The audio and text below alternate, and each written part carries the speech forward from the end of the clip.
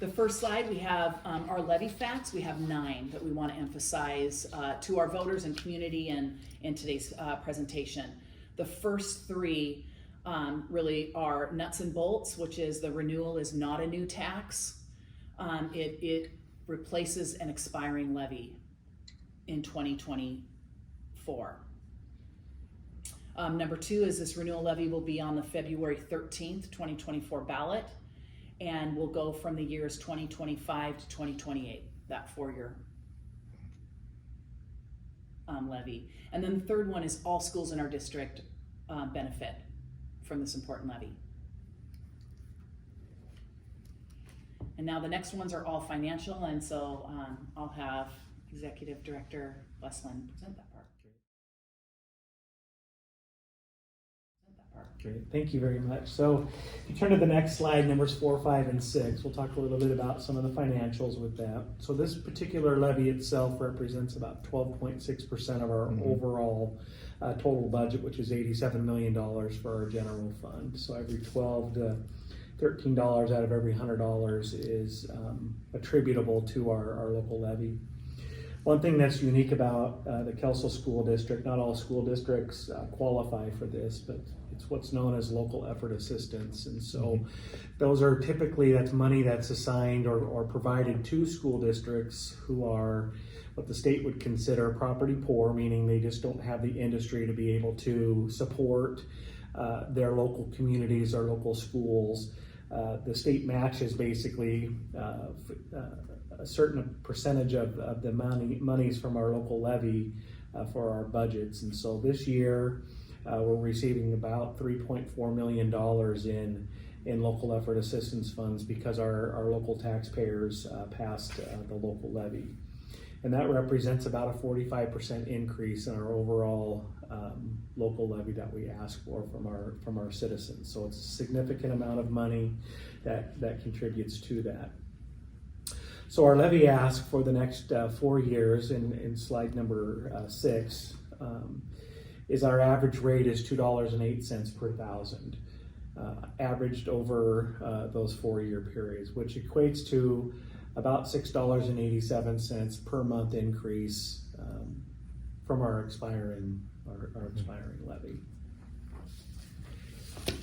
Next set of slides, 7, 8, and 9.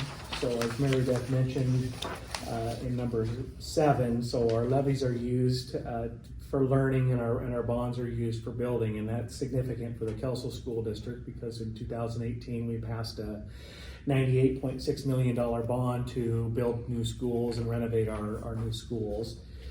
It's a total project of $170 million that we're just about a year away from finishing, and so that's important. But that is something that we truly appreciate our community supporting and helping us with our schools. But the levy is a little bit different. It's for our operations and for our maintenance and for other programs that the state doesn't fund. And I think that's what's important is what 8 and 9 represent is basically our local levy funds those operations that are what most would consider to be additional to what the state is able to provide, and it helps pay for all, if not a portion of certain programs that we'll go over here in a second.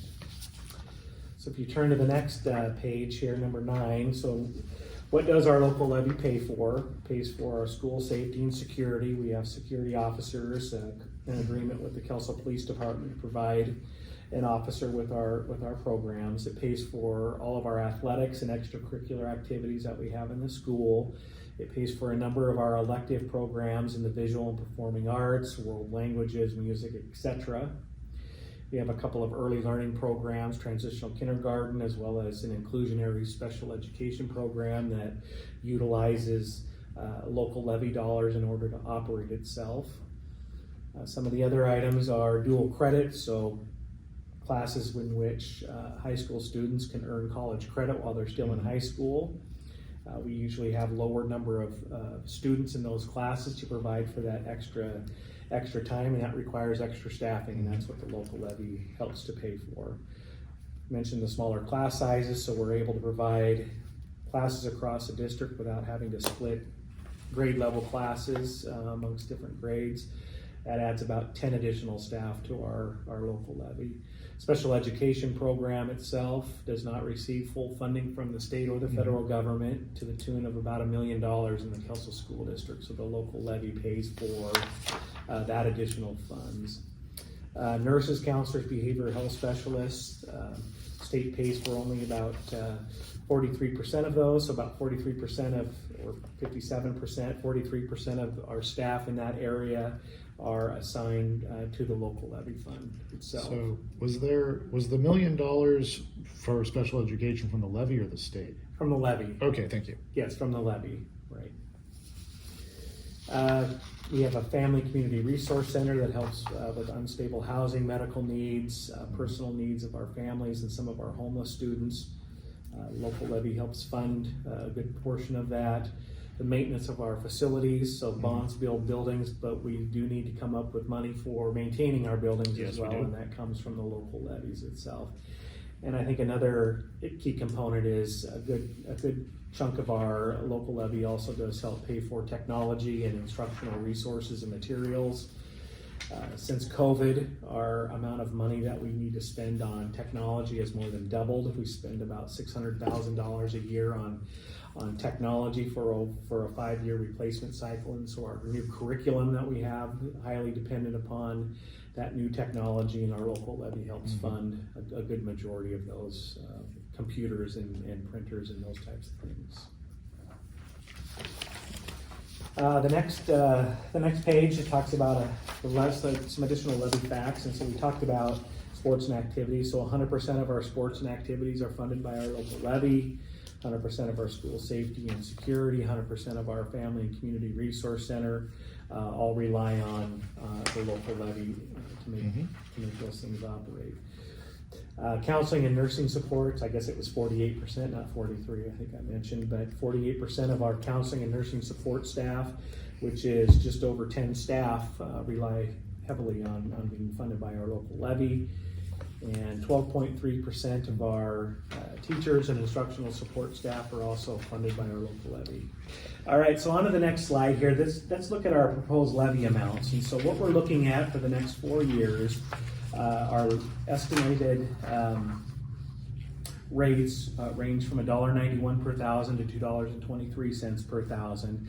But I think the one that's most important, and that's the one that we need to really focus on, and that's the amount of money that we're actually asking for our local levy from our community. The tax rates fluctuate based upon assessed values, whether they go up or they go down, and of course over the last 3-4 years they've gone up considerably. The one thing that doesn't change is the levy amount, and so the $8.5 million to $11.5 million with those $1 million annual increases, that remains constant regardless of assessed values going up or down. So the estimated tax rate is just that in and of itself. It's just an estimated tax rate based on what current assessed values are and estimates for future growth with that. So we're looking at, again, I mentioned $2.08 is our average estimated tax rate over the next 4 years, which equates to just over $6.87 per month increase over our expiring levy. The next slide, the last slide, that kind of deals with financials. It's just a historical look at what our actual levy rates have been over the last, I guess it would be over a 10-year period of time going back to 2017-18. So back in 2017-18, that's what we would call our Prima Cleary decision in the state that was passed or implemented back in those days in terms of how schools were funded in the state. So our tax rates were around $3.90, $3.60 per thousand. They dropped in 2019 and 20 as part of McCleary. The state put a cap on what the school districts could raise to $1.50 per thousand, and so that's what we had aimed for with our local levy. State legislature realized that $1.50 was not adequate to be able to fund local schools within the communities, and so they raised that lid to $2.50 per thousand. We've tried to stay somewhere in the range of $2 to $2.10 on average over those years. The last 4 years, including this year, I guess 2021 to 2024, Back when we went out to the voters, our estimated tax rate was $2.16 per thousand, and you can see that the actual tax rates were significantly lower than that because of assessed values increasing so substantially over the last 4 years. So it's really an estimate about what each of the individual taxpayers would pay. The bottom line is, though, for school districts, it's about how much we actually collect annually, which doesn't change. And then you can see the $1.91 to $2.23 per thousand, which we've shared up to this point. So it's kind of where we're at with the numbers. And to receive the 3.4 LEA from the state, the bumpers are kind of between, you have to be between $1.50 per thousand and $2.50 per thousand. Correct. So in order to the state maximize match, that. yeah, maximize it.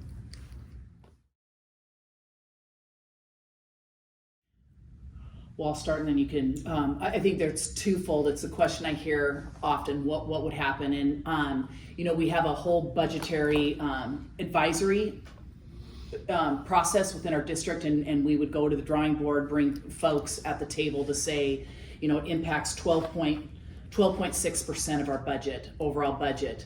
And not only is it programs would be greatly impacted, the ones that say it's 100% funded, they would be greatly impacted if not eliminated.